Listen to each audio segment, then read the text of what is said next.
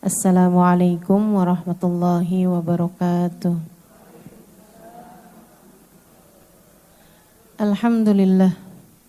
Wassalatu wassalamu ala Rasulillah Muhammad ibn Abdullah wa ala alihi wa sahbihi wa man walah.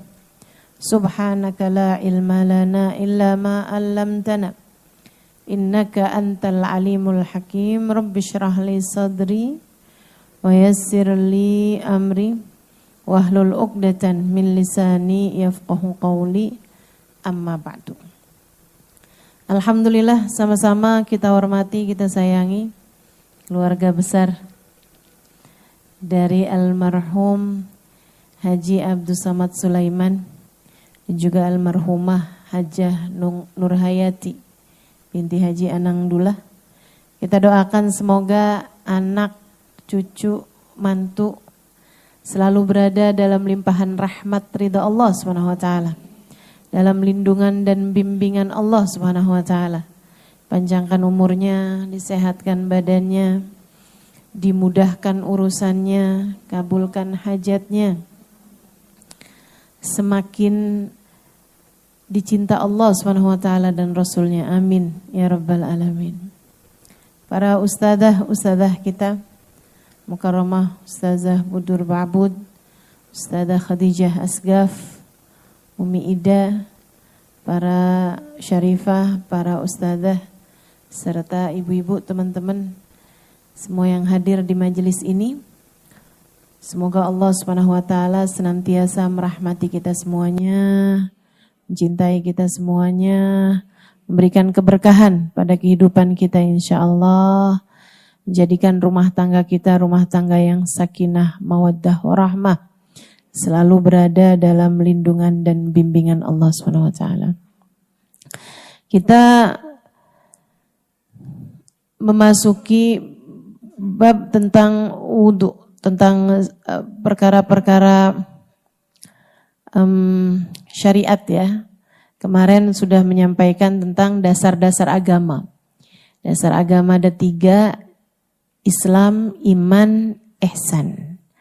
Nah, sesudah Sahibul Kitab menyampaikan mengenai dasar-dasar agamanya, kita kemudian sekarang diberitahu mengenai yang Islam. Islam ini kan nomor satunya sholat, dan sholat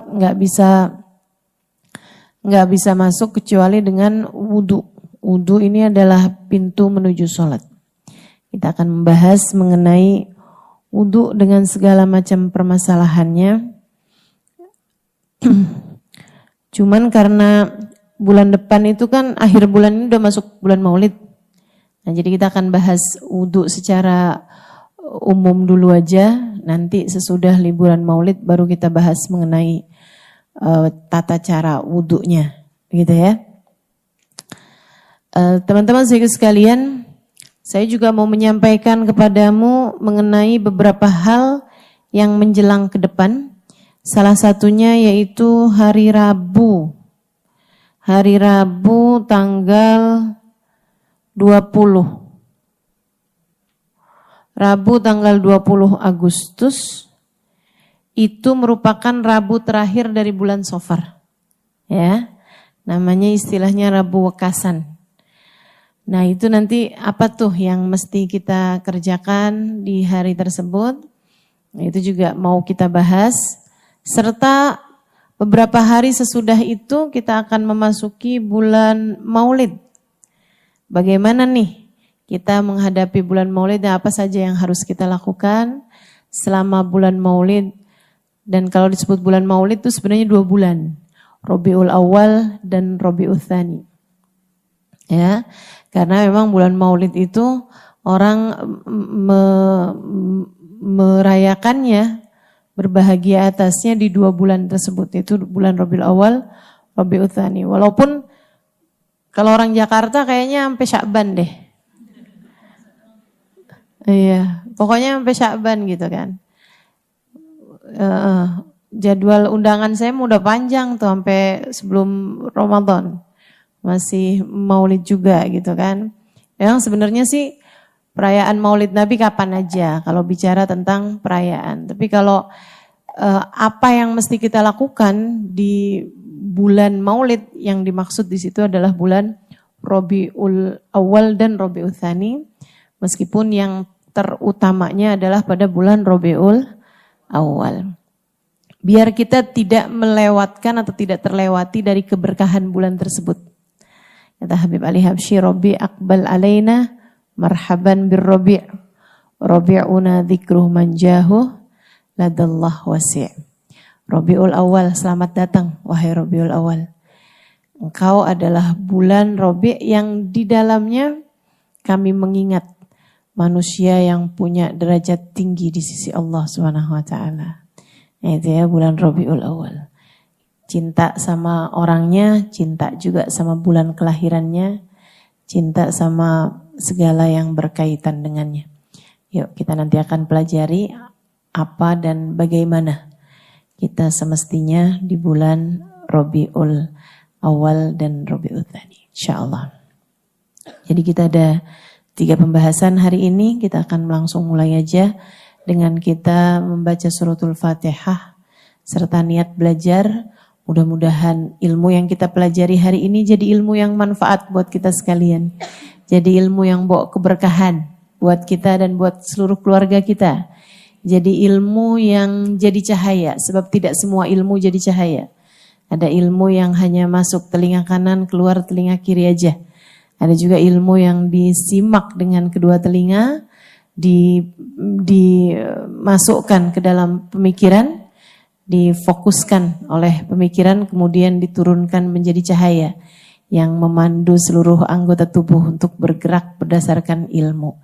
Ilmu yang demikian yang kita minta pada Allah Subhanahu wa taala, insyaallah, ilmu yang bermanfaat, yang menerangi langkah kehidupan kita hingga kita sampai ke hadirat Allah Subhanahu wa taala dengan membawa cahaya ilmu. Amin ya rabbal alamin.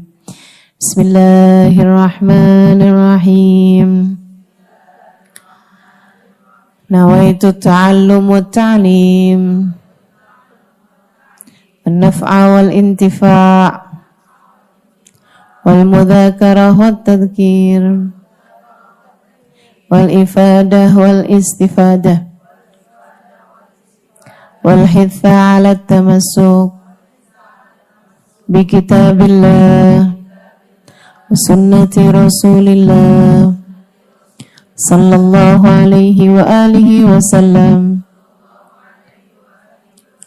wa du'a ila al-huda wa dilalata 'ala al-khair ibtigha'a mardati wa qurbi wa thabi ma'al lutfi wal 'afiyah wa salahil 'aqibah birahmatika ya arhamar rahimin. La hadratin Nabi Muhammad sallallahu alaihi wasallam wa alihi washabihi wa dzurriyyati wa ahli baiti waslim wa jamil anbiya wal mursalin wa awliyal kauni ajma'in wa khususan sayyidina muhajirin Muhammad bin Isa fakil muqaddam Muhammad bin Ali Balawi Sayyidil Habib Abdurrahman bin Muhammad as-Saggaf Sayyidil Habib Abdullah bin Abu Bakar al-Aidarus wa akhril wujud Syekh Abu Bakar bin Salim wa usulim wa furim tumana sahib ratib Abdullah bin Al-Haddad Ahmad bin Zir Habsyi wa Ali Mudal Habsyi wa jami'i sadatina ali abi alawi ajma'in thumma ila rohil Mamul Ghazali Muhammad bin Muhammad Al-Ghazali at-Tusi summa ila rohi Sayyidina Syekh Abdul Qadir Al-Jailani thumma ila rohi arbatil a'immatil mujtahidin wa mughalidin fiddin ulama amilin fuqaha wal muhaddisin wal qurra wal mufassirin wa sadati sufiyatil muhaqqiqin ajma'in anallahu yaflahum yarhamuhum wa ya'li darajatin bil jannah wa yanfa'una barakatihim wa asrarihim wa anwarihim wa ulumihim wa nafahatihim fid din wad dunya wal akhirah. Al-Fatihah. Bismillahirrahmanirrahim. Furudul wudu' sittah. Fardu-fardunya wudu ada 6. Al-awwal an-niyah, yang pertama adalah niat. Al-thani ghaslul wajah, yang kedua adalah membasuh wajah. Al-thalith ghaslul yadain ma'al mirfaqain, yang ketiga membasuh tangan sampai ke siku. Ar-rabi' mashu syai'in minar ra's, yang keempat adalah mengusap sebagian dari kepala, al-khamis ghuslu rijlain ma'al ka'bain, basuh kaki sampai ke mata kaki, as-sadis at-tartib, yang keenam adalah tertib. Apa itu wudu? Al-wudu minal wada'ah bima'nal jamalah. Wudu itu dari kata-kata wada'ah yang artinya adalah keindahan. Kenapa wudu disebut wudu? Karena di dalamnya terdapat keindahan, bahwa kamu mau menghadap Allah Subhanahu wa taala harus dalam keadaan bersih, harus dalam keadaan tidak ada sesuatu yang kotor-kotor, harus baru habis kena air. Kebayang kalau misalnya wudu, sholat itu nggak pakai wudu gitu ya, mungkin ada yang ada itulah kotoran-kotoran di mata. Apa kotoran di mata namanya? Nyebutnya nggak enak ya. Begitu kan, ada kotoran-kotoran di hidung gitu ya. Nah, sementara kan kalau wudu itu kan membersihkan itu semuanya gitu. Jadi wudu dari asli kata, arti secara bahasanya adalah wada'ah bimakna jamalah, keindahan gitu. Sementara artinya secara istilah, orang kalau bilang kamu udah wudu belum? Artinya bukan kamu udah indah belum? Bukan. Bukan artinya kamu udah cakep belum gitu, bukan. Akan tapi yang dimaksud wudu secara istilah adalah ghaslu a'dha'in makhsusah biniyatin makhsusah. Membasuh anggota badan yang tertentu dengan niat yang tertentu. Anggota badan yang memang sudah digariskan, sudah diatur oleh Allah Subhanahu wa taala, kita basuh. Kemudian dengan niat yang tertentu. Jadi kalau nggak pakai niat, nggak sah juga gitu kan. Itu definisi wudu secara arti istilah. Membasuh anggota badan yang tertentu. Nah, anggota badan yang tertentunya ini termasuk dari jenis syariat yang tidak bisa kita berkreativitas. Ada jenis-jenis syariat mahdhah, ya, syariat yang murni syariat. Itu kamu nggak diminta untuk berkreativitas sesuai dengan perasaan kamu. Ini apa tuh nggak? Tapi ada juga jenis syariat yang diaturnya cuman kamu mesti begini, silahkan atur sendiri, silahkan kreasi sendiri gitu. Emang ada ustazah? Ada. Dari sini kamu bisa ngerti mana yang disebut bid'ah, mana yang bukan. Faham ya? Fahami ini dulu. Jadi gini teman-teman. Ini biar agak pinteran dikit kan. Jangan dikit ya, banyak ya. Biar pinter nih, saya kasih tahu. Syariat itu ada syariat mahdhah, ada syariat ghair mahdhah. Syariat yang mahdhah, contohnya kayak wudu. Kita nggak bisa ngarang-ngarang. Wudu itu kan yang disuruh basuh muka, tangan, kepala, kaki. Itu mungkin zamannya Nabi ya. Sekarang ini kayaknya nih orang itu banyak ngerjain dosanya itu dari perut juga. Saya mau usap perut juga dah. Gak bisa. Atau saya tuh yang banyak bikin dosa tuh di mata kayaknya. Jadi sebelum saya basuh mata, saya pakai instok dulu misalnya gitu ya. Buat terang matanya gitu. Saya masukkan bagian dari wudu. Nah, itu gak bisa gitu. Syariat yang mahdhah, syariat yang murni. Sholat, syariat murni. Teman-teman saya sekalian, gak bisa tuh. Gak bisa diatur-atur. Saya perlunya banyak berdiri daripada ruku, daripada sujud. Jadi saya sholatnya mau banyak berdiri aja dah. Gitu ya. Atau saya mau sholatnya saya banyakin aja sujudnya aja, langsung sujud aja, nggak pakai berdiri, nggak bisa gitu. Itu udah aturannya gitu ya. Itu syariat mahdhah namanya. Tapi ada syariat ghair mahdhah.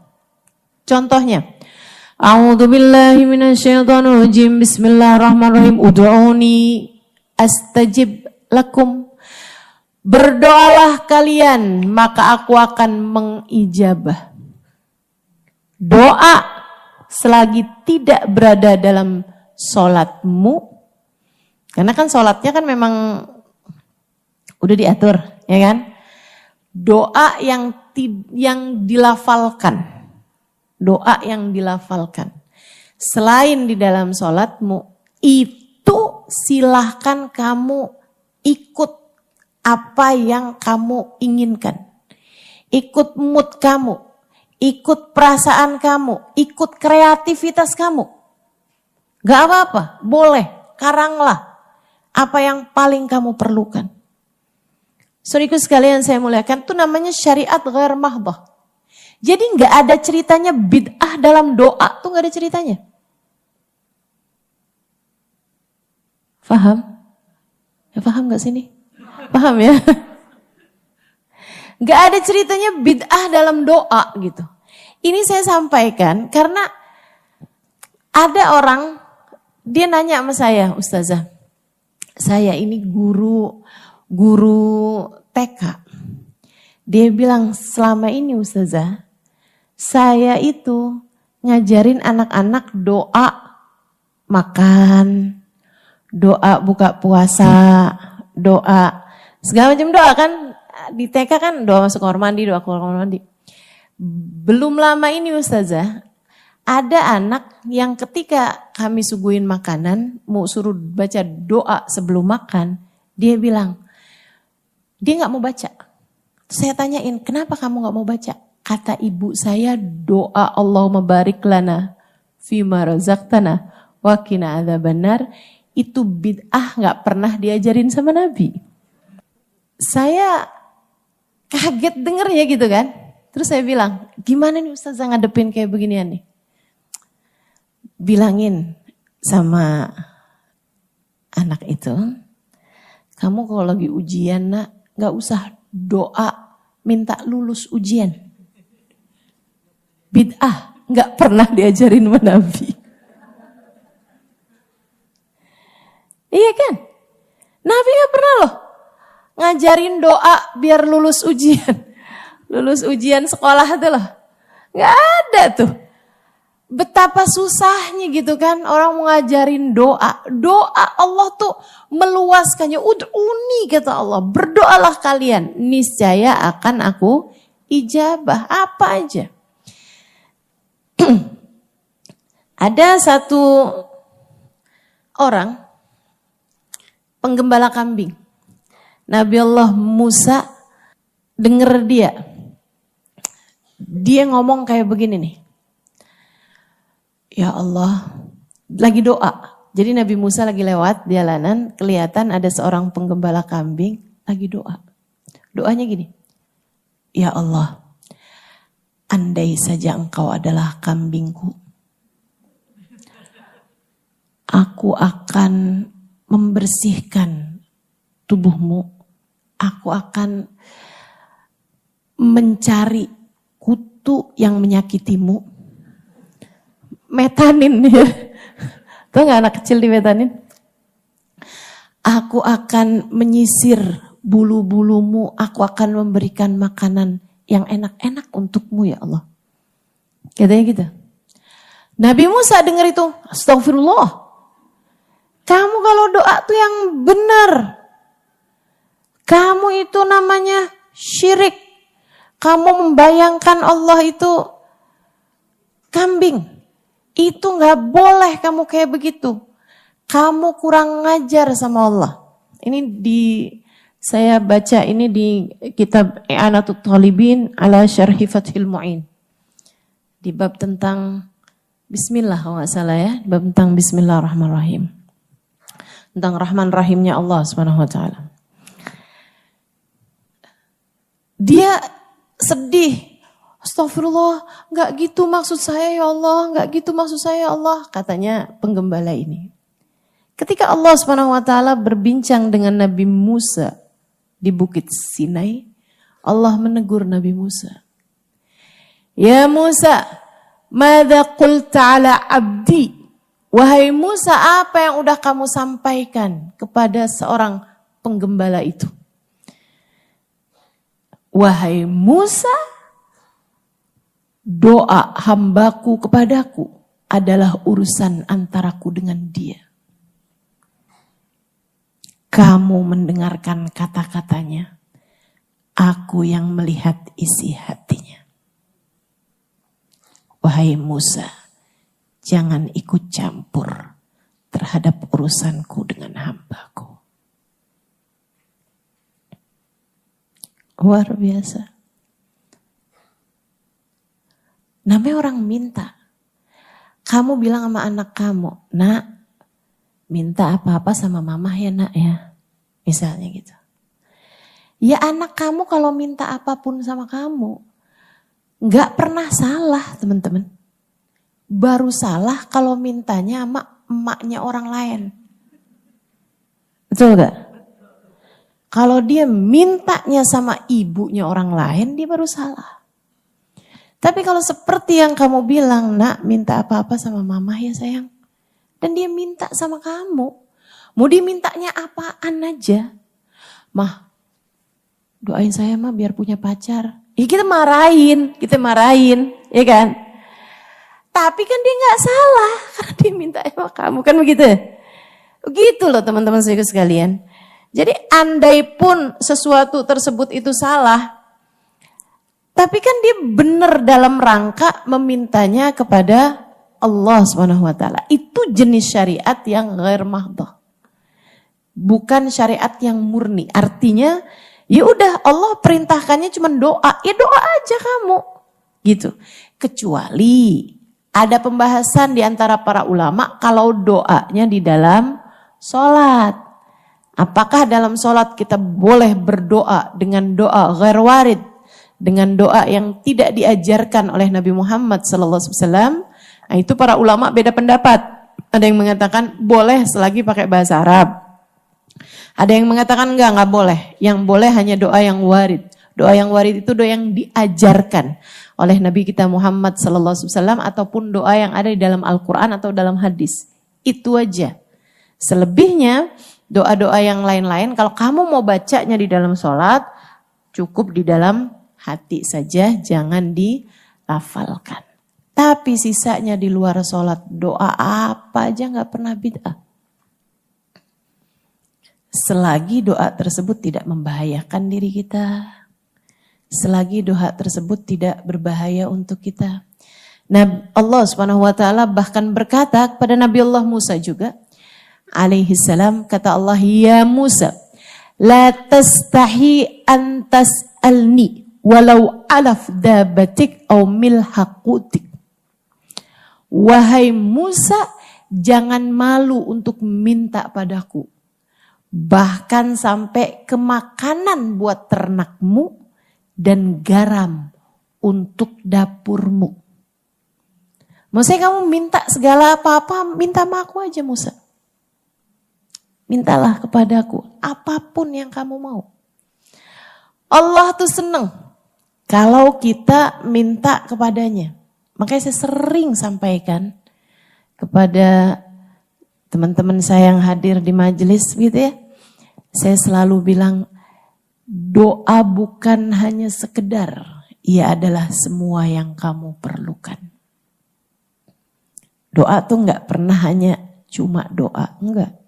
Semua yang kamu perlukan adalah doa. Terus saja minta. Jangan menyerah dari berdoa. Katanya Nabi Allah, siapa tuh yang kena sakit? Nabi Allah Ayub alaihi salam, walan akun bidu'aika rabbi syaqiyya. Ya Allah, aku tidak akan pernah menyerah dari berdoa kepadamu. Aku tak akan pernah berpaling dari berdoa padamu. Doa terus. Jangan nyerah dari doa. Allah masih mungkin untuk mengijabah. Allah masih mungkin untuk memberi. Selagi tanganmu masih terus bertengadah.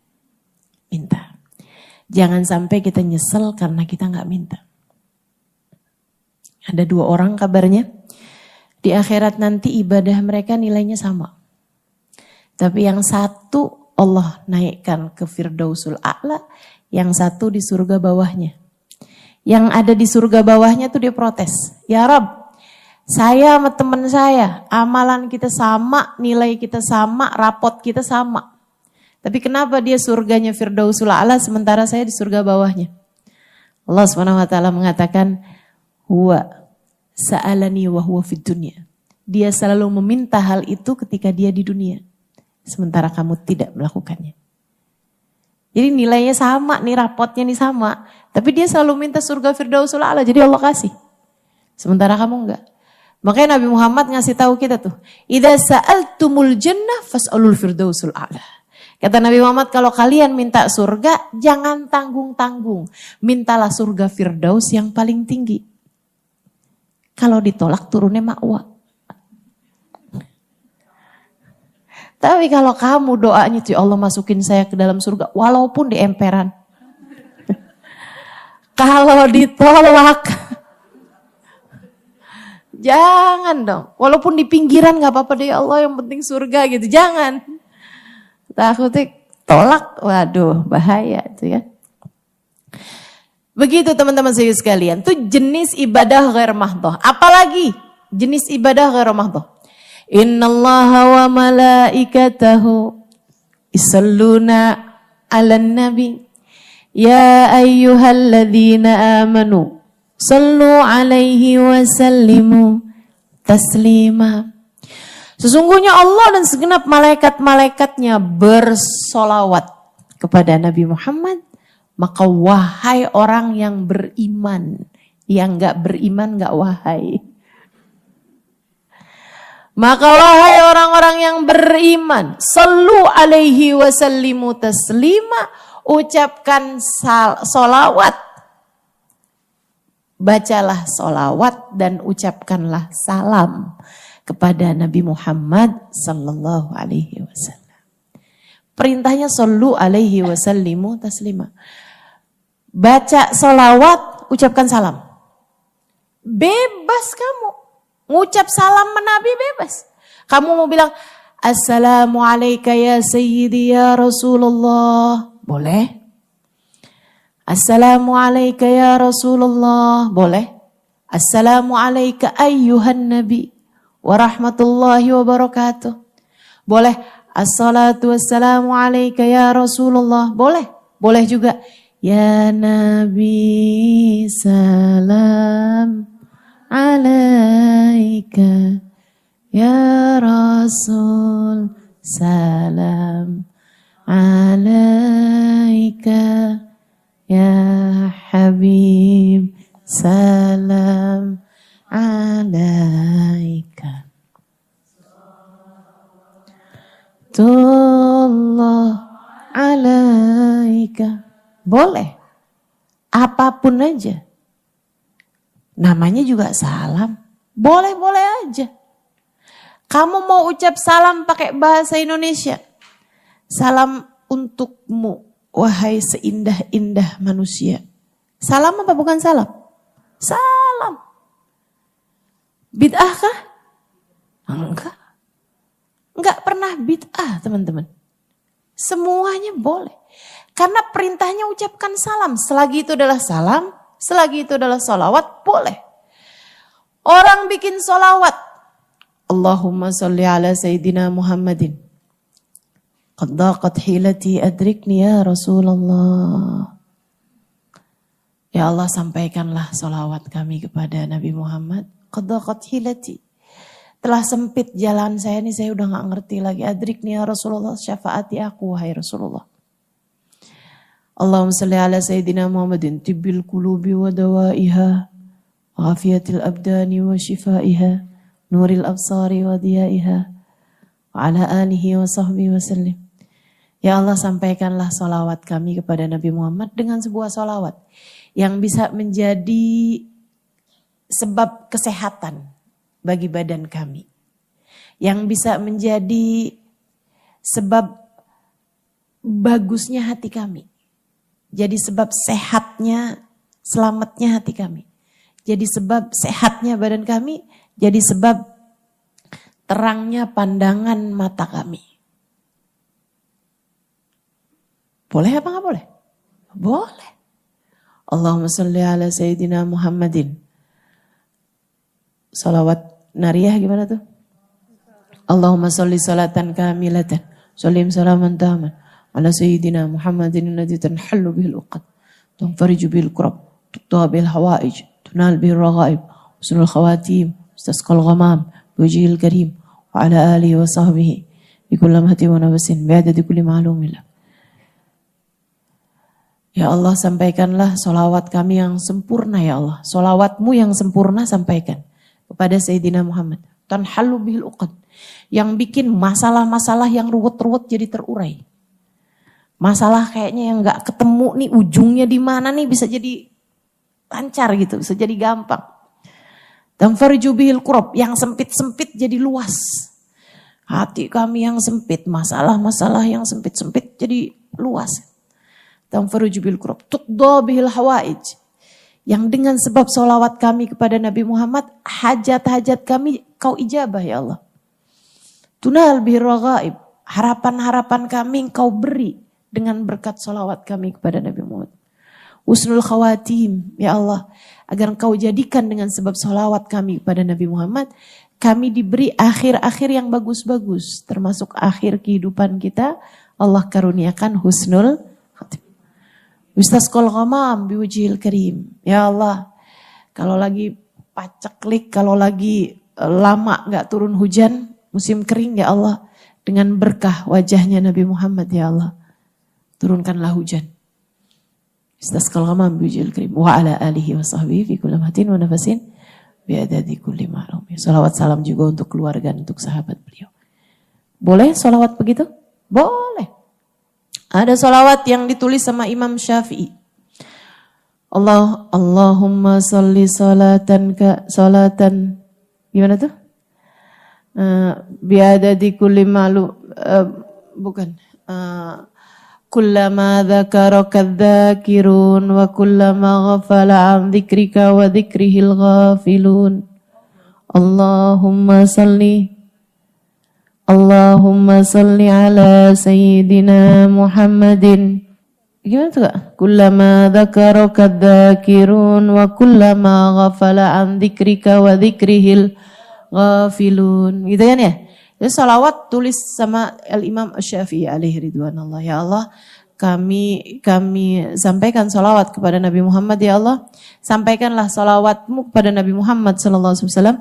Kullama dzakaraka dzakirun. Sepanjang ada orang yang mengingatmu dan mengingat Nabi Muhammad. Wa kullama ghafala an dzikrika wa dzikril ghafilun. Dan selama ada orang lupa kepadamu dan kepada Nabi Muhammad.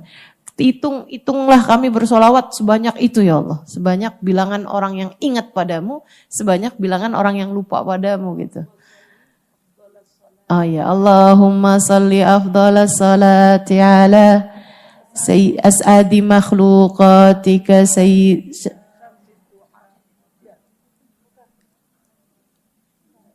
Syamsid duha wa ala alihi wa sahbihi wa sallim adada makhluqatika kalimatika kullama dzakaraka dzakiruna fala dzikrika wa dzikrihil ghafilun.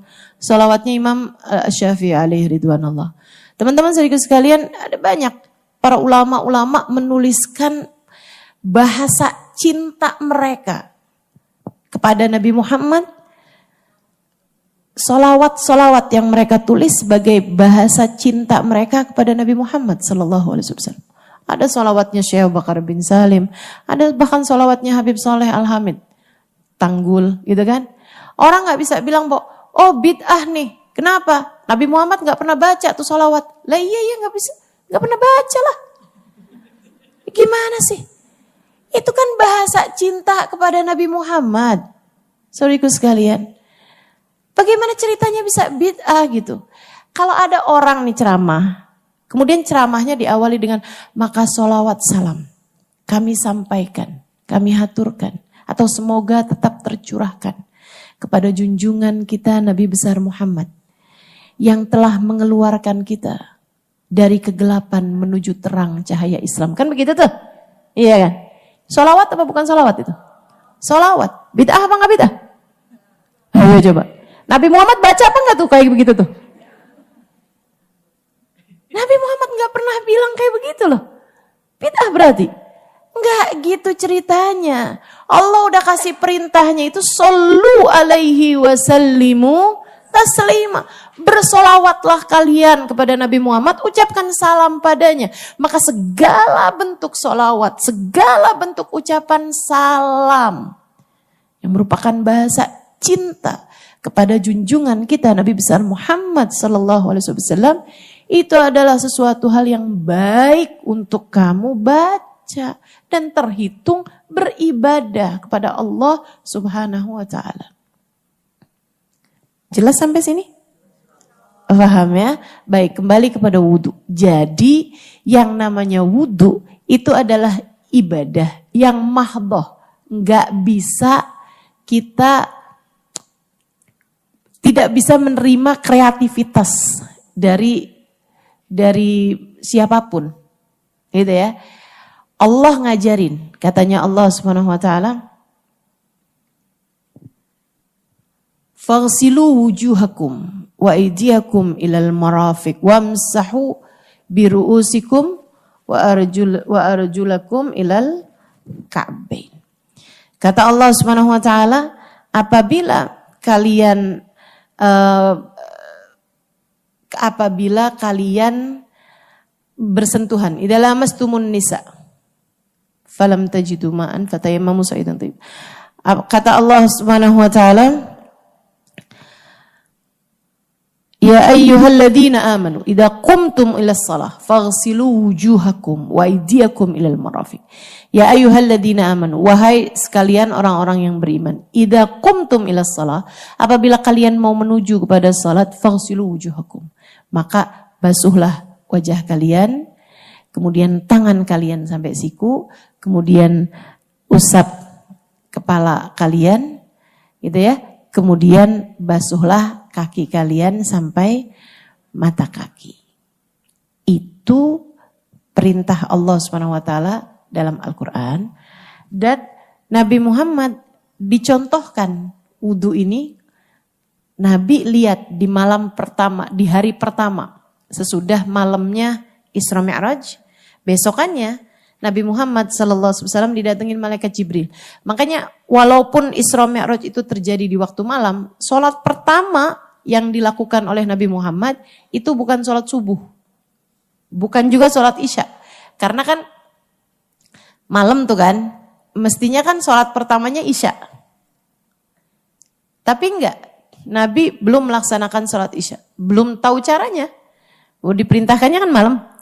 Kemudian paginya subuh Nabi juga belum sholat. Belum tahu caranya. Belum tahu juga waktunya apa segala macam, belum tahu.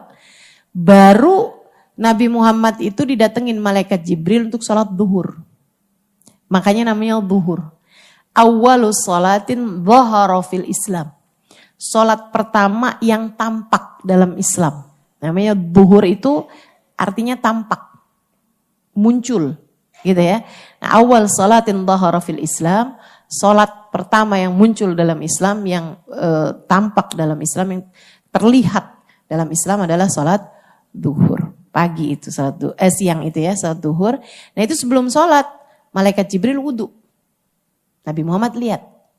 Habis itu Nabi Muhammad kerjain wudunya. Habis itu Nabi Muhammad sholat diimami oleh malaikat Jibril. Awal waktu duhur. Malaikat Jibril datang lagi. Ngajarin sholat lagi awal waktu asar, maghrib, isya, subuh. Besokannya hari kedua berarti kan. Malaikat Jibril datang lagi untuk sholat duhur di akhir waktu duhur. Jelang asar. Kemudian datang lagi untuk sholat asar di akhir waktu asar. Demikian pula dengan maghrib, isya, dan subuh. Malaikat Jibril kemudian mengatakan, as-shalah ma baina hatainil waqtain. Salatnya ada di antara dua waktu tersebut. Jadi salat duhur awal waktu sampai akhir waktunya jelang asar. Salat asar awal waktunya jam segitu ya, akhir waktunya jelang maghrib. Sholat maghrib juga begitu sampai dengan jelang isya. Sholat isya juga begitu sampai dengan jelang subuh. Tapi sholat subuh enggak kemudian akhir waktunya sampai dengan jelang duhur. Enggak, tapi akhir waktunya adalah ketika terbit matahari. Begitu. Jadi yang ngajarin wudhu malaikat Jibril, Nabi Muhammad lihat. Bukan kemudian Nabi Muhammad turunin nih ayat letter luck gitu kan tentang wudhu, kemudian Nabi Muhammad memperkirakan mungkin begini enggak, malaikat Jibril turun. Itu namanya syariah mahdhah ya, syariat atau murni, ajaran yang murni, tidak bisa menerima kreativitas. Dan dari semua yang dilakukan Nabi Muhammad SAW itu wudhunya nggak pernah ganti-ganti. Sama halnya dengan sholat juga Nabi nggak pernah ganti-ganti. Nggak pernah ada ceritanya Nabi sholat duhur kadang-kadang rukunya duluan, kadang-kadang sujudnya duluan gitu. Nggak pernah.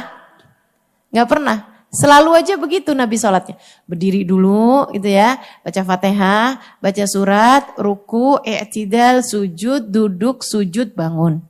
Selalu begitu. Dan selalu saja duhur 4 rakaat, asar 4 rakaat, subuh 3 rakaat, maghrib. Iya udah tau lah. Kan tadi duhur ke asar ya ke maghrib. Ini saking mulutnya kan suka salah-salah teman-teman. Ngomongnya banyak kan ada salahnya.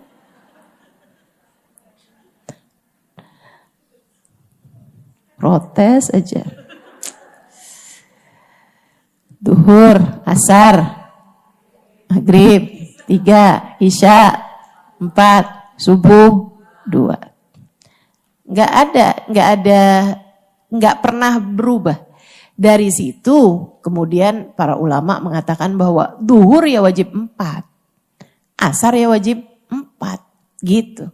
Nggak ada ceritanya kemudian sekali-kali 4, sekali-kali 6 gitu ya, nggak pernah. Nggak pernah. Tapi ada juga sholat sunnah yang Nabi Muhammad tuh pernah 2, pernah 4, pernah 6, pernah 8. Namanya sholat duha. Nabi juga pernah. Kadang-kadang 3, kadang-kadang 5, kadang-kadang 7. Namanya sholat paling banyaknya adalah 11 rakaat. Nah itu. Jadi ya memang itu aturan-aturannya tuh. Nah Nabi sesudah ngajarin sholat ini, sholat fardunya, gak pernah tinggal sholat sunnahnya juga gitu kan. Nabi Muhammad ajarin, Nabi bilang, "Shollu kama ra'aitumuni usolli." Sholatlah kalian dengan caraku mengerjakan sholat. Termasuk wudhu juga. Nabi Muhammad mencontohkan wudhu kepada para sahabat-sahabatnya. Nabi ngajarin wudhu tuh gak kayak saya atau ulama-ulama ngajarin wudhu gitu ya. Rukun wudhu ada 6, gak gitu. Gak gitu. Langsung praktek. Nabi begini. Nah, para sahabat lihat. Kemudian mereka Imam Syafi'i, Imam Malik gitu ya, imam-imam 4 itu merumuskannya menjadi kata-kata dengan dipisahin sama mereka. Yang wajib ke muka, tangan, kepala, kaki. Yang lain sunnah. Kok bisa begitu? Padahal kan Nabi nyontohinnya kayak gitu.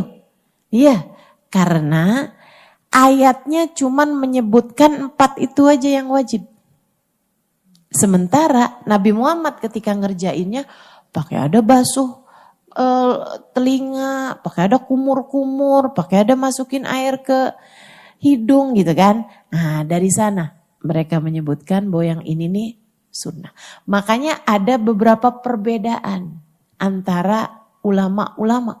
Antara Imam Syafi'i, antara Imam Malik, antara Imam Abu Hanifah. Imam Malik menghukumi baca Bismillahirrahmanirrahim. Sebelum wudhu hukumnya wajib.